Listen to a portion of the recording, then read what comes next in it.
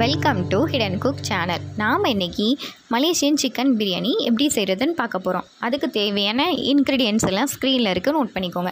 வீடியோக்குள்ளே போகிறதுக்கு முன்னாடி நம்ம சேனலை சப்ஸ்கிரைப் பண்ணிக்கோங்க. பிரியாணி பண்ணுறதுக்கு 1 கிலோ பாஸ்மதி ரைஸ் 2 தடவை தண்ணியில் வாஷ் பண்ணிவிட்டு ஊற வச்சுக்கலாம். அடுத்து 4 பல்லாரி வெங்காயம் நீள நீளமாக கட் பண்ணி எடுத்துக்கிறேன்.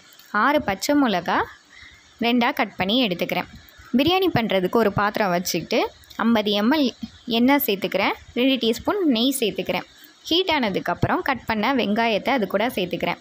அடுத்து பிரியாணிக்கு மசாலா ரெடி பண்ணிக்கலாம். ஒரு மிக்ஸி ஜாரில் 10 முந்திரி, சின்ன வெங்காயம் ஒரு கையளவுக்கு, தயிர் 2 டீஸ்பூன் சேர்த்துட்டு பேஸ்ட் கன்சிஸ்டன்சிக்கு அரைச்சி எடுத்து வச்சுக்கலாம். அடுத்து 2 தக்காளி கட் பண்ணி எடுத்துக்கிறேன். வெங்காயம் கருகக்கூடாது, கோல்டன் ப்ரௌன் கலர் வந்ததுக்கப்புறம் வெளியே எடுத்துடலாம். அடுத்து அதே எண்ணெயில் 6 பட்டை, 6 கிராம்பு, 6 ஏலக்காய், கட் பண்ண புதினா, மல்லி, ஒரு ரம்ப இலை சேர்த்துக்கிறேன். ரம்ப இலை ஆப்ஷனல் தான், உங்கள்கிட்ட இருந்தால் யூஸ் பண்ணிக்கோங்க, இல்லைனா பரவாயில்ல. 6 பச்சை மிளகா கட் பண்ணி எடுத்து வச்சுருந்தேன், அதையும் இது கூட சேர்த்துக்கிறேன். கூடவே 2 தக்காளி கட் பண்ணதையும் இது கூட சேர்த்து வதக்கிக்கலாம். ரம்ப இலை சேர்த்தா பிரியாணி ஸ்மெல் நல்லாயிருக்கும், அதுக்காக தான் சேர்த்துக்கிறேன். அடுத்து தேவையான அளவு உப்பு சேர்த்துட்டு எல்லாத்தையும் நல்லா வதக்கிக்கோங்க. வதங்கினதுக்கப்புறம் 2 டீஸ்பூன் இஞ்சி பூண்டு பேஸ்ட் சேர்த்துக்கிறேன். பச்சை ஸ்மெல் போகிற வரைக்கும் வதங்கட்டும். அடுத்து அரைச்சி வச்சுருந்த பேஸ்ட்டையும் இது கூட சேர்த்து மிக்ஸ் பண்ணிக்கலாம். கூடவே தண்ணி சேர்த்துக்கிறேன். 1 கப் ரைஸ்க்கு 1.5 கப் தண்ணி சேர்த்துக்கலாம். தண்ணி கொதித்ததுக்கப்புறம் பாதி லெமன் ஜூஸ் இது கூட சேர்த்துக்கலாம்.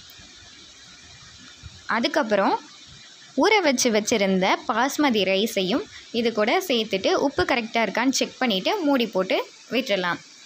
அடுத்து சிக்கன் 65க்கு மசாலா ரெடி பண்ணிக்கலாம்.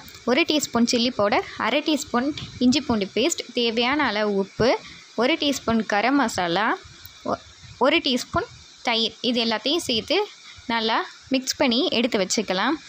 அடுத்து ஒரு பேன் எடுத்து வச்சுட்டு எண்ணெய் சேர்த்துக்கிறேன். ஹீட் ஆனதுக்கப்புறம் சிக்கனை இது கூட சேர்த்து பொரிச்சு எடுத்துக்கலாம். சிக்கன் ரெடி ஆகிறதுக்குள்ளே பிரியாணிக்கு தம் போடுறதுக்காக சார்கோலை ஹீட் பண்ணி எடுத்துக்கலாம். இப்போது சிக்கன் ரெடி ஆகிருச்சு, அதை வெளியே எடுத்துடலாம். வெளியே எடுத்த சிக்கனை பிரியாணி கூட சேர்த்துட்டு மிக்ஸ் பண்ணிக்கிறேன். அடுத்து ஒரு தோசைக்கல்லை ஹீட் பண்ணிவிட்டு பிரியாணி பாத்திரத்தை தோசைக்கல் மேலே வச்சுக்கிறேன். கூடவே ரோஸ்ட் பண்ணி வச்சுருந்த வெங்காயத்தையும் அது மேலே சேர்த்துட்டு ஒரு சின்ன பாத்திரம் வச்சுட்டு ஹீட் பண்ணி வச்சுருந்த சார்கோலையும் அதில் வச்சுக்கிறேன். கொஞ்சமாக நெய் சேர்த்துட்டா அதில் புகை வரும். அதுக்கப்புறம் அதை மூடி போட்டு ஒரு 15 மினிட்ஸ் விட்டுடலாம். 5 மினிட்ஸ் லோ ஃப்ளேம்லேயும் 10 மினிட்ஸ் ஹை ஃப்ளேம்லேயும் வச்சுட்டா பிரியாணி ரெடி.